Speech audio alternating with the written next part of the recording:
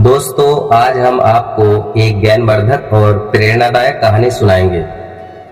दोस्तों, आज की इस कहानी में एक वैश्या ने 3 बातें बताई है जो वास्तव में सत्य है, और यहाँ 3 बातों को जो भी मनुष्य धारण करता है वह मनुष्य कभी गरीब नहीं रहता है। दोस्तों, प्राचीन समय की बात है। एक नगर में एक संत रहता था। वह संत बहुत विद्वान और ज्ञानी थे। एक दिन वह और ज्यादा ज्ञान प्राप्त करने के लिए कैलाश पर्वत की तरफ चला जाता है।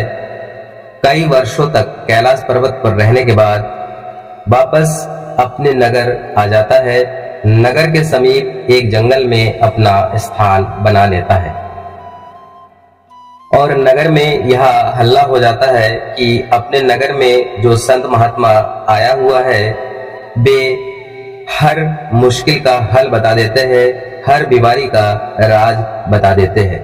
दोस्तों, जैसे ही यह बात नगर वासियों को पता चलता है कि हमारे नगर के समीप जो संत महात्मा आए हुए हैं उनके पास हर मुश्किल का हल है, तो सभी नगर वाले संत महात्मा के पास आकर अपने अपने समस्या बताने लगे।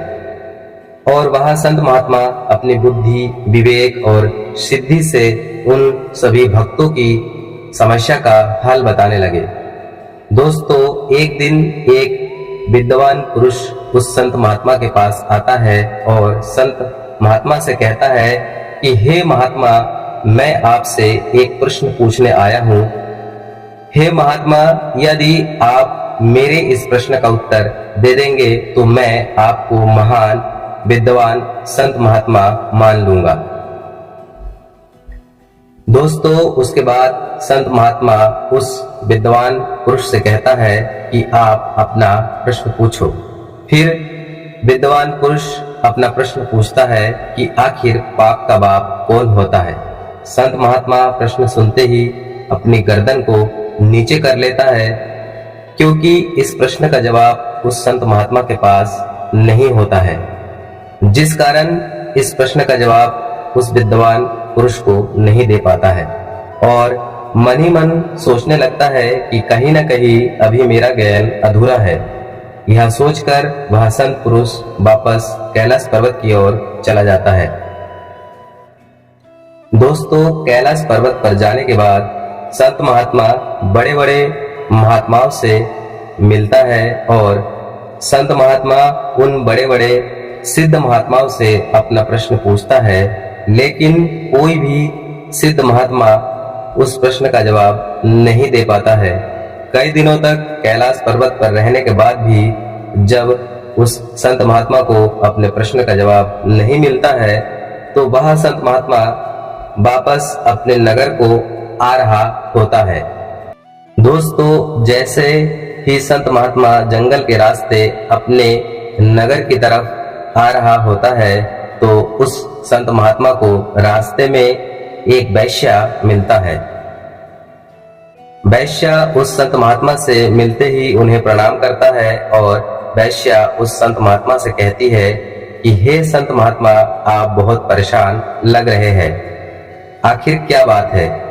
उस संत महात्मा ने उस वैश्या को अपनी उस प्रश्न को बताना नहीं चाहा, परंतु उस वैश्या का बार बार उस संत महात्मा से आग्रह करने पर उस संत महात्मा ने अपनी वह प्रश्न, आखिर पाप का बाप कौन है, को उस वैश्या को बता देते हैं। प्रश्न सुनते ही वैश्या बोली कि हे संत महात्मा, इस प्रश्न का जवाब मेरे पास है, लेकिन मेरी एक शर्त है कि आपको मेरे घर रहना होगा। दोस्तों, वह संत महात्मा वैश्या की बात सुनकर वह खुश हो जाता है और अपने प्रश्न का उत्तर जानने के लिए खुशी खुशी उस वैश्या के साथ उसके घर रहने के लिए चला जाता है। दोस्तों, उसके बाद संत महात्मा उस वैश्या के घर रहने लगता है और अपना भोजन वे स्वयं पकाकर खाते थे, क्योंकि वह संत महात्मा किसी औरत के हाथों का पकाया हुआ भोजन नहीं खाते थे। ऐसा करते करते काफी समय बीत गया। मगर उस संत महात्मा को अपने प्रश्न का उत्तर नहीं मिला था। तो संत महात्मा उस वैश्या से कहते हैं कि हे पुत्री, तुमने कहा था कि मैं अगर तुम्हारे घर पर रहूंगा तो तुम मेरे प्रश्न का उत्तर दे दोगे, परंतु अब मुझे तुम्हारे घर रहते रहते कई दिन हो चुके हैं और तुम्हारी उत्तर का इंतजार कर रहा हूं। अब जल्दी से तुम मेरे प्रश्न का उत्तर दे दो।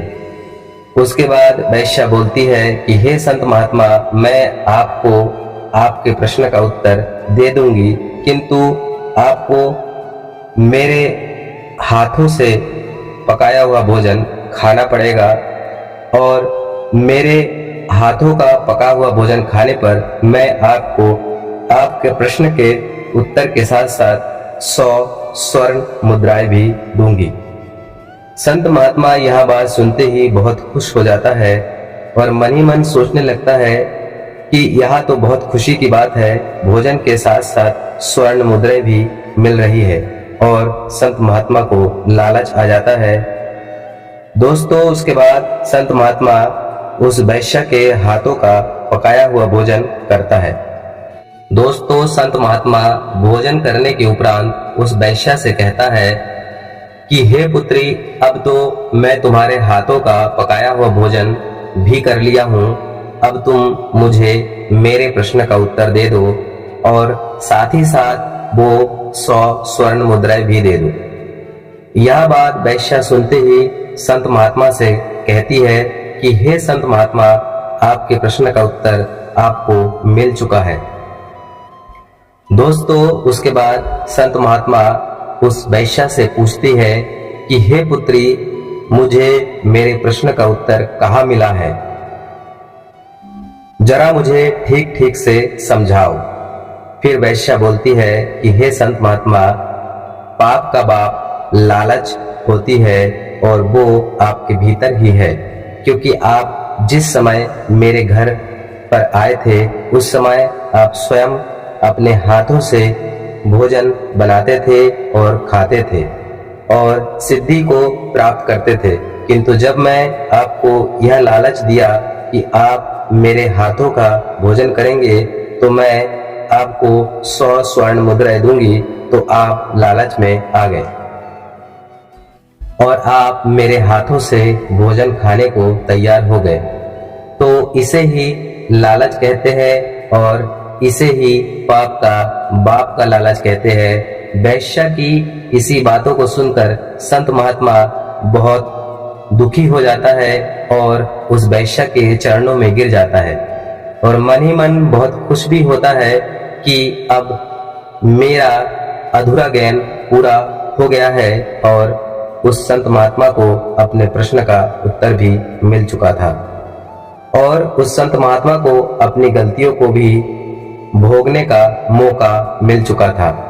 दोस्तों, उसके बाद वह वैश्या उस संत महात्मा को 3 बातें बताती है कि हे संत महात्मा, कभी भी किसी मनुष्य को धन के लालच में आकर अपने कर्म और धर्म को कभी भी नहीं भूलना चाहिए। जो मनुष्य अपने कर्म और धर्म को भूलता है वह अपना विनाश स्वयं ही करता है।